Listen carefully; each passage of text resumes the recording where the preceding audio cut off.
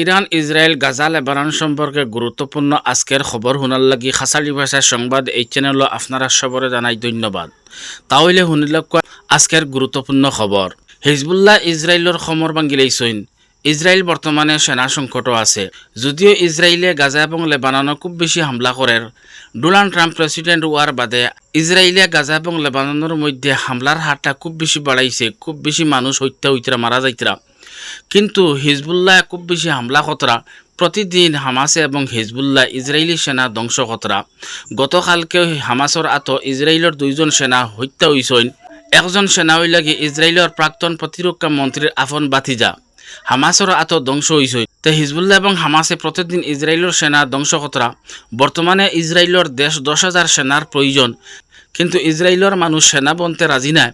কারণ জনগণের কত থাকলো নেতানিয়াহুয়ে খাইয়া খাম নাই গাজা এবং লেবাননের যুদ্ধ চালাইতরা এবং আমরার সেনা ধ্বংস খতরা। আর হিজবুল্লাহ অনবরত ড্রোন এবং মিসাইল নিক্ষেপ করিয়া ইসরায়েলের নাগরিক ধ্বংস খতরা বা ইসরায়েলের গুরুত্বপূর্ণ স্থান জায়গা ধ্বংসর, যার কারণে ইসরায়েলের নাগরিক সেনা বনতে রাজি নাই। তো ইসরায়েল বর্তমানে সেনা সংকট আছে।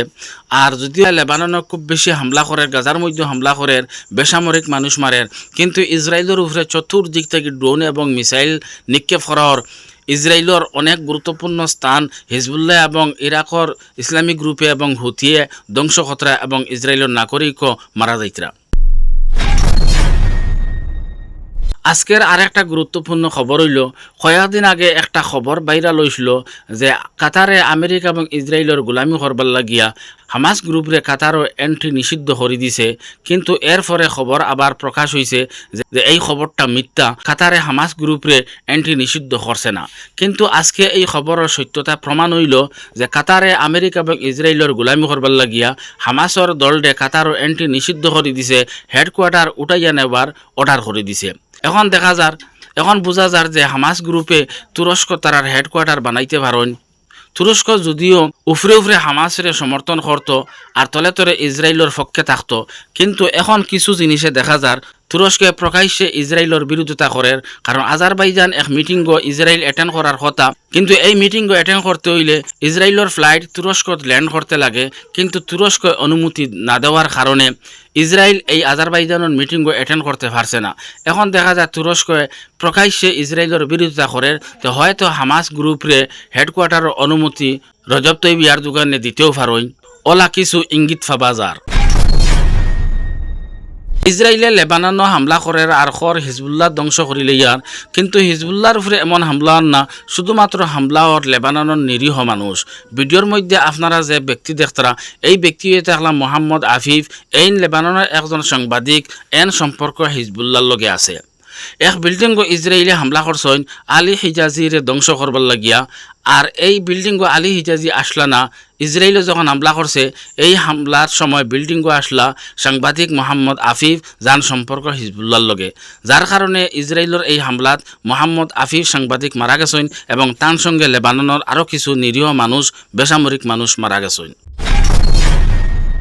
হিজবুল্লাহর হামলা ইসরায়েলের কেমন ক্ষয়ক্ষতি হয় এটা ইসরায়েলের তরফ থেকে কোনো খবর পাওয়া যায় না।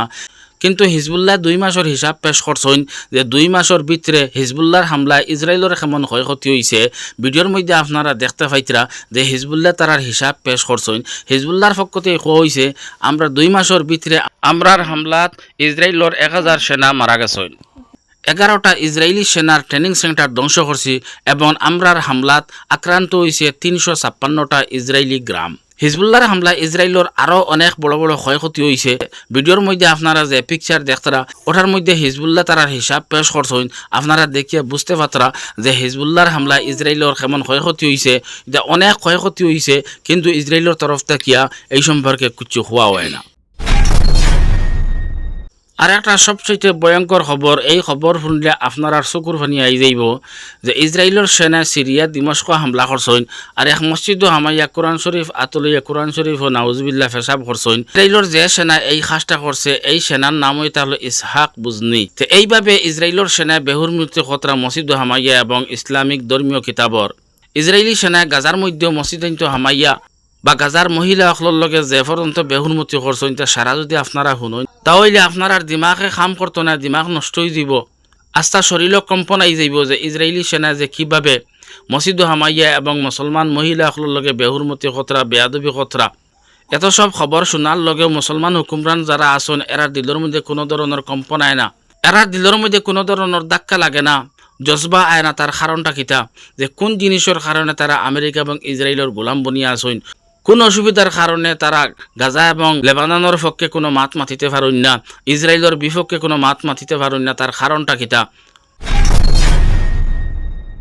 জর্ডানের বাদশাহ কিং আবদুল্লাহর পক্ষ থেকে বহুত বড় একটা বয়ান আইছে। বয়ান হইল গিয়া তাই কইতরা যে মিশরের বর্ডার খুলিয়া দেও গাজার মানুষের লাগিয়া, যত সব গাজার মানুষ মিশরের বর্ডার গিয়া তাবু বানাইয়া রইতরা, তো মিশরের বর্ডার খুলিয়া দিলে গাজার মানুষ মিশরে যাইবা, ওখানে গিয়া রইতে পারবা, জানটা বাঁচাইতে পারবা। তো কিং আবদুল্লাহ এখান গাজার মানুষও স্বার্থে কইতরা না, তাই ইসরায়েলের পক্ষে নিয়া কইতরা।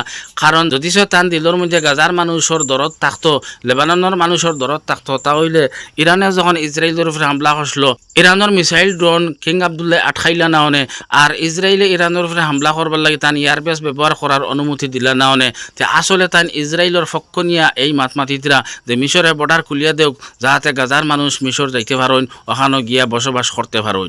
এখানে হয়তো ইসরায়েলের কোনো একটা ইঙ্গিত পাইছইন এবং ইসরায়েলের এখানে স্বার্থ উদ্ধার হইব, যার কারণে কিং আবদুল্লাহ এই পরামর্শ দিতরা।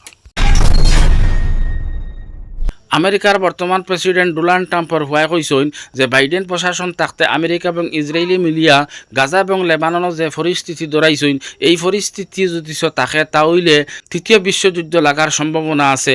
আর তারার উদ্দেশ্য হইয়া থাকলো এই পরিস্থিতি দৌড়াইবার যে তৃতীয় বিশ্বযুদ্ধ আরম্ভ হওয়া। গতিকে এই পরিস্থিতি বর্তমানে বন্ধ করতে হইব, যাহাতে বিশ্বের তৃতীয় বিশ্বযুদ্ধ থেকে বাঁচানি সম্ভব হয়।